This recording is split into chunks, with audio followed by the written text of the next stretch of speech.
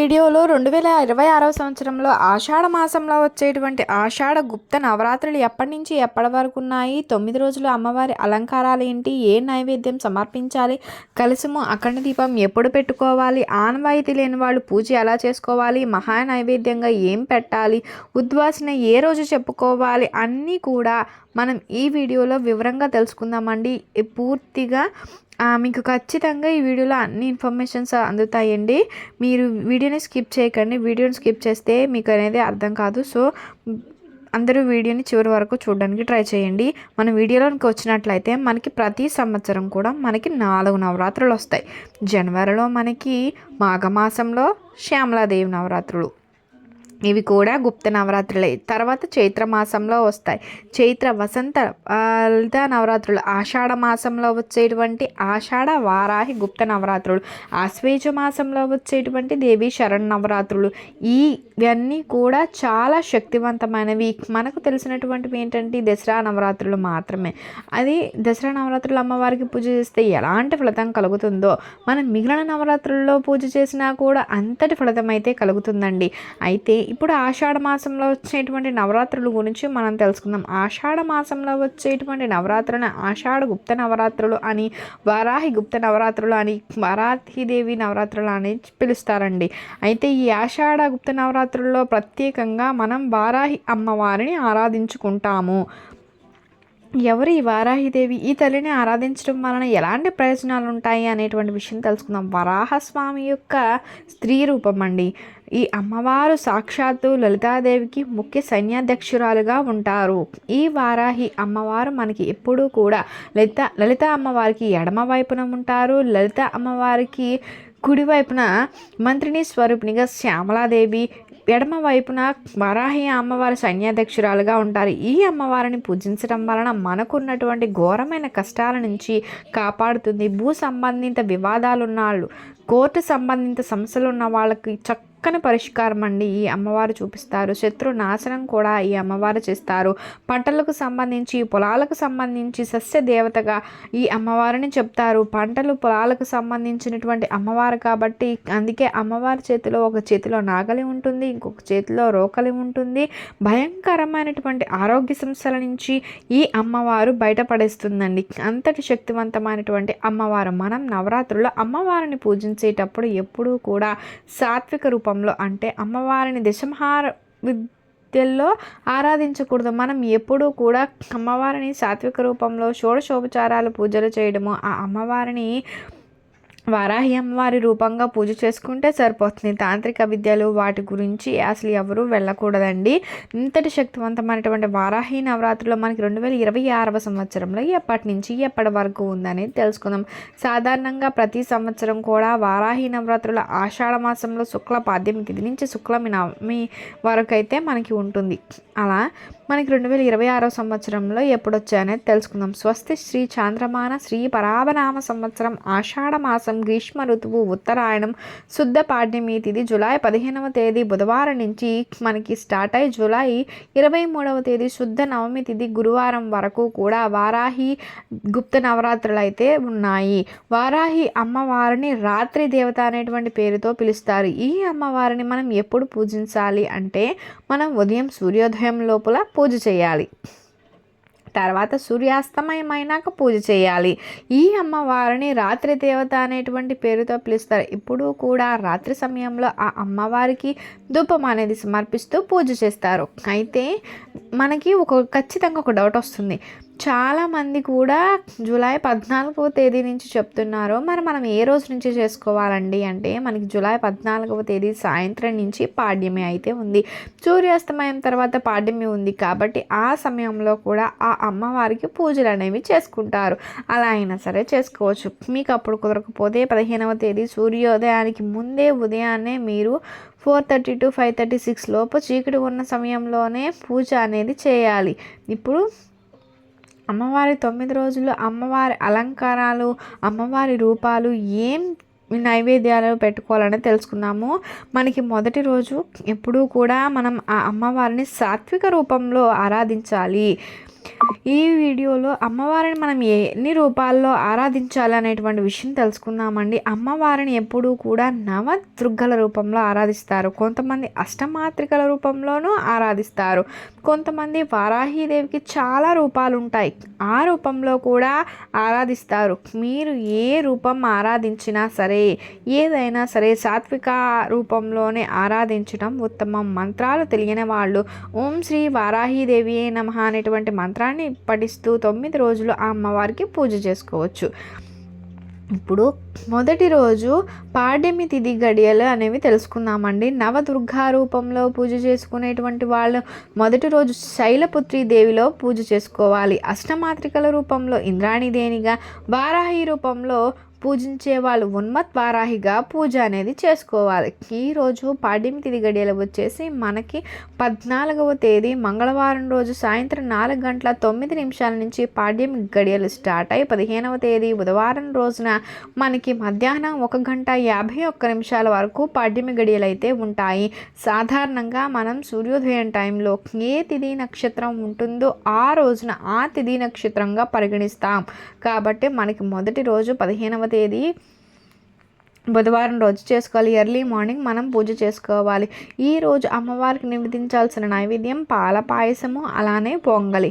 ఈరోజు చాలామంది కూడా ఆ అమ్మవారికి కలశము అఖండ దీపం పెట్టుకుంటారు. మరి ఎప్పుడు పెట్టుకోవాలి అంటే 15వ తేదీ ఎర్లీ మార్నింగ్ మీరు 4:30 to 5 లోపల అమ్మవారికి కలశము అఖండ దీపం అనేది పెట్టుకోవాలి. కలశం అఖండ దీపం పెట్టుకునే వాళ్ళు ఖచ్చితంగా నియమాలు పాటించాలి. ఇప్పుడు నెక్స్ట్ రెండవ రోజు గురించి తెలుసుకుందాం. నవరాత్రుల్లో రెండవ రోజు విద్య తిథి. ఈరోజు నవదుర్గల రూపంలో పూజించే వాళ్ళు బ్రహ్మచారిణి రూపంలో పూజ చేసుకోవాలి.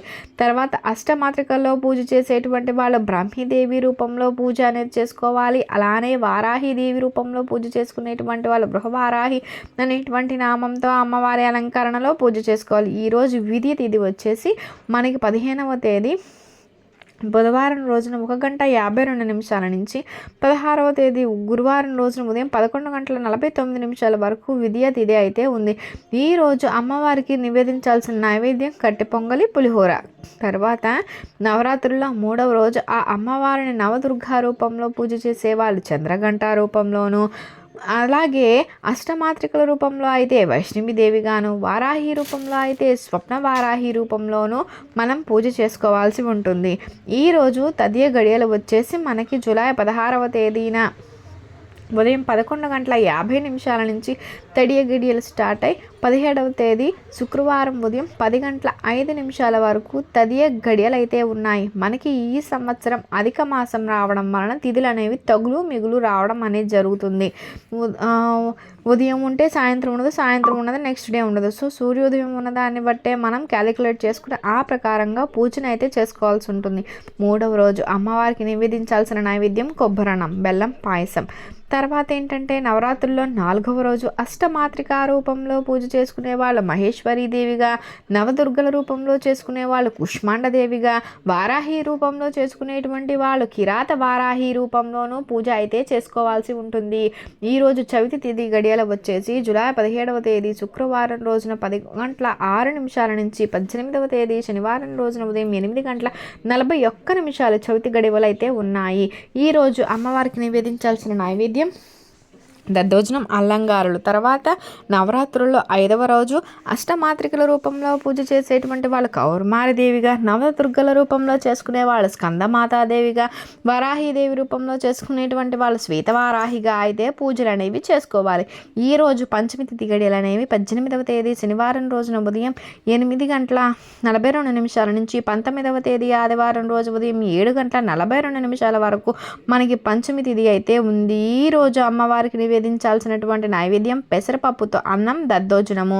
తర్వాత నవరాత్రుల్లో 6వ రోజు నవదుర్గాదేవి రూపంలో పూజ చేసుకునేటువంటి వాళ్ళు కాత్యాయని దేవిగా, అష్టమాత్రికల రూపంలో చేసేటువంటి వాళ్ళు చాముండేశ్వరిగా, అలానే వారాహిదేవి రూపంలో చేసుకునేటువంటి వాళ్ళు ధూమ్రవారాహిగా, పూజ అయితే చేసుకుంటారు. ఈరోజు షష్ఠి తిథి గడియలు వచ్చేసి 19వ తేదీ ఆదివారం రోజున ఉదయం 7:43 నుంచి స్టార్ట్ అయ్యి 20వ తేదీన సోమవారం రోజున ఉదయం 7:11 వరకు మనకి షష్ఠి తిథి గడియలు అయితే ఉన్నాయి. ఈరోజు అమ్మవారికి నివేదించాల్సిన నైవేద్యం పులిహోర కేసరి అండి. తర్వాత మనకి నవరాత్రుల్లో 7వ రోజు ఆ అమ్మవారిని నవదుర్గా రూపంలో పూజ చేసేటువంటి వాళ్ళ కాళరాత్రదేవిగా, అష్టమాతృకల రూపంలో చేసేటువంటి వాళ్ళ శాకంబరీదేవిగా, అలానే వారాహి రూపంలో చేసుకునేటువంటి వాళ్ళు మహావారాహీదేవిగా అయితే పూజలు అయితే చేసుకోవాల్సి ఉంటుంది. ఈరోజు సప్తమి తిథి గడియలు వచ్చేసి 20వ తేదీన సోమవారం రోజున ఉదయం 7:12 నుంచి 21వ తేదీ మంగళవారం రోజు ఉదయం 7:10 వరకు సప్తమి తిథి గడియలు అయితే ఉన్నాయి. ఈరోజు అమ్మవారికి నివేదించాల్సిన నైవేద్యం వివిధ రకాల పళ్ళతో అమ్మవారిని నివేదించవచ్చు. తర్వాత నవరాత్రుల్లో 8వ రోజు, నవరాత్రుల్లో నవదుర్గల రూపంలో పూజించేటువంటి వాళ్ళ మహాగౌరీదేవిగా, అదేవిధంగా అష్టమాతృకల రూపంలో వారాహిదేవిగా, వారాహి రూపంలో పూజించేటువంటి వాళ్ళ వార్తాళి వారాహిదేవి రూపంలో అయితే పూజలు చేసుకోవాల్సి ఉంటుంది. ఈరోజు అష్టమి తిథి గడియలు వచ్చేసి మనకి 21వ తేదీ జూలై మంగళవారం రోజు 7:11 స్టార్ట్ అయ్యి బుధవారం రోజున 7:41 వరకు అయితే అష్టమి తిథిలు అయితే ఉన్నాయి. ఈరోజు అమ్మవారికి నివేదించాల్సిన నైవేద్యం ఏంటండి అంటే పానకము, చక్కెర పొంగలి. తర్వాత నవరాత్రుల్లో చివరి రోజు నవదుర్గల రూపంలో చేసుకునేటువంటి వాళ్ళు సిద్ధిదాత్రిగా, అష్టమాతృకల రూపంలో చేసేటువంటి వాళ్ళు లలితాదేవిగా, తర్వాత వారాహి రూపంలో చేసుకునేటువంటి వాళ్ళు దండకి వారాహిగా మనం పూజలు అనేవి చేసుకోవాల్సి ఉంటుందండి. అండ్ అదేవిధంగా దండకి వారాహిగా మనం పూజ చేసుకుంటున్నాం కదా. ఈ రోజున నవమి తిథిలో అయితే 22వ తేదీ బుధవారం రోజు ఉదయం 7:42 స్టార్ట్ అయ్యి 23వ తేదీ గురువారం రోజు ఉదయం 8:41 వరకు కూడా మనకి నవమి తిథి గడియలు అయితే ఉన్నాయి. ఈరోజు ఆ అమ్మవారికి నివేదించాల్సినటువంటి నైవేద్యం మీ శక్తి కొలది ఏదైనా సరే నివేదించవచ్చు. ఇది ఈ 9 రోజులు ఆ అమ్మవారి అలంకారాలు, ఈ తిథి వివరాలు, నైవేద్యాల గురించి మనం తెలుసుకుందాము. ఇంకా ఆనవాయితీ లేని వాళ్ళు కలశము, అఖండ దీపం పెట్టలేని వాళ్ళు పూజ ఎలా చేయాలి అంటే, మనం 9 రోజులు కూడా ఎర్లీ మార్నింగ్ ఉదయాన్నే 5:30 లోపు సూర్యోదయం లోపు పూజ చేసుకోవాలి. ఆ తర్వాత సూర్య అస్తమయం అయ్యాక సాయంత్రం చీకటి పడిన తర్వాత అమ్మవారికి పూజ చేసుకోవాలి. ప్రతినిత్యం కుంకుమార్చన, అమ్మవారి అష్టోత్తరం పఠించుకుంటూ సింపుల్గా పూజ చేసుకోవాలి. నైవేద్యం మీ శక్తి కొలది పెట్టచ్చు. కానీ నవరాత్రుల్లో అమ్మవారికి ముఖ్యంగా పెట్టాల్సింది బెల్లం పానకం. ఆ అమ్మవారికి నైవేద్యంగా పెడితే చాలా మంచిది. కుదిరితే దానిమ్మ గింజలను అమ్మవారికి నైవేద్యంగా పెట్టడానికి ప్రయత్నిస్తే చాలా మంచిది. మీ శక్తి కొలది పొంగలి కానీ చిన్న బెల్లం మొక్కను పెట్టినా సరే నిండు భక్తితో సమర్పిస్తే చాలు. ఈ 9 రోజులు కూడా ఆ అమ్మవారికి మహామంత్రంగా అష్టోత్తరాలు ఏమీ తెలియనప్పుడు ఆ అమ్మవారికి సంబంధించి కుంకుమార్చన కానీ వేటితో అయినా సరే పూజ చేసేటప్పుడు ఈ మహామూల మంత్రాన్ని కనుక మీరు ప్రతిరోజు నవరాత్రుల్లో పూజ చేస్తే చాలా మంచిది. ఈ మంత్రాన్ని అయితే మనం డిస్ప్లేలో కూడా డిస్ప్లే చేస్తానండి. ఈ 9 రోజులు అమ్మవారికి ఈ మంత్రం చదివితే సరిపోతుందండి. కుంకుమార్చన చేసుకునేటప్పుడు కూడా చేసుకుంటే చాలా మంచిది. ఓం ఐం గ్లౌం నమో వారాహి దేవియే నమః. ఓం ఐం గ్లౌం నమో వారాహి దేవియే నమః అనేటువంటి ఈ మంత్రాన్ని మనం చదువుకోవాల్సి ఉంటుందండి. ఈ మంత్రం చదివితే సరిపోతుందండి. మీరు 9 సార్లు కానీ 11 సార్లు కానీ 51 సార్లు కానీ 108 సార్లు కానీ చదివితే చాలా మంచిది. మీకు ఉన్న డౌట్ ఏంటండి, ఈ సంవత్సరం ఉద్వాసన ఎప్పుడు చేయాలండి అంటే, మనం గుర్తుపెట్టుకోవాల్సిన విషయం ఏంటండి అంటే 14వ తేదీ మీరు సాయంత్రం నుంచి పూజ చేసుకునేటువంటి వాళ్ళు 23వ తేదీన ఉద్వాసన అనేది చెప్పుకోవాలి. ఎందుకండి అంటే 9 రోజులు మనం నవరాత్రులు అంటే 9 తిథులు పూర్తవ్వాలి, 9 రాత్రులు పూర్తవ్వాలని చెప్తారు. ఆ ప్రకారంగా 14వ తేదీ స్టార్ట్ చేసినటువంటి వాళ్ళు మీరు 23వ తేదీన అమ్మవారికి నవమి గడియలు అయిన తర్వాత, దశమి గడియలు ప్రారంభమైన తర్వాత ఎప్పుడైనా సరే ఆ అమ్మవారికి ఉద్వాసన చెప్పుకోవచ్చు. ఆల్మోస్ట్ 23వ తేదీ రాత్రి అమ్మవారికి ఉద్వాసన అనేది చెప్పుకోవచ్చు. ఒకవేళ మీరు 15వ తేదీ ఎర్లీ మార్నింగ్ చేసి స్టార్ట్ చేసినటువంటి వాళ్ళు 23వ తేదీ గురువారం ఆ రోజు నవమి గడియలు అయితే అయిపోతాయి కదా, దశమి తిథి గడియలు అయితే ఉంటాయి కదా. కొంతమంది ఏంటంటే తిథి పూర్తిగా 9 రోజులు కావాలి అనుకునేటువంటి వాళ్ళు 23వ తేదీ రాత్రి ఉద్వాసన అనేది చెప్పుకోవాలి. కొంతమంది ఏంటంటే మేము 9 రాత్రులు పూర్తవ్వాలి అనుకున్నట్లయితే 24వ తేదీ శుక్రవారం వస్తుంది, ఆ రోజు అమ్మవారికి ఉద్వాసన అనేది చెప్పకూడదు. 25వ తేదీన మనకి ఏకాదశి గడియలు ఉన్నాయి, ఆ రోజు తొలగి ఏకాదశి, ఈ రోజు కూడా ఆ అమ్మవారికి ఉద్వాసన చెప్పుకోవచ్చు. ఉద్వాసన ఎలా చెప్పాలండి అంటే ఇవన్నీ కూడా నెక్స్ట్ వీడియోస్లో నేను ఖచ్చితంగా వీడియోస్ అనేవి పోస్ట్ చేస్తాను, మిస్ చేయకండి. అలానే అమ్మవారికి సంబంధించిన పూజా విధానం, కందగడ్డతో దీపం ఎలా వెలిగించాలి, ఇవన్నీ కూడా నెక్స్ట్ వీడియోస్లో నేను మీకు ఖచ్చితంగా షేర్ చేస్తానండి. మీకు ఖచ్చితంగా మీ అందరి సపోర్ట్ అనేది నాకు చాలా ఇంపార్టెంట్. మీరు వీడియో లైక్ చేసినట్లయితే లైక్ చేయండి, నచ్చినట్లయితే లైక్ చేయడం వలన చాలామందికి సజెస్ట్ అవుతుంది. మీకు ఖచ్చితంగా వీడియోని సపోర్ట్ చేస్తారనుకుంటున్నాను. నెక్స్ట్ వీడియోతో ఖచ్చితంగా మీ ముందుకు వస్తాను. Thank you for watching. Thank you so much.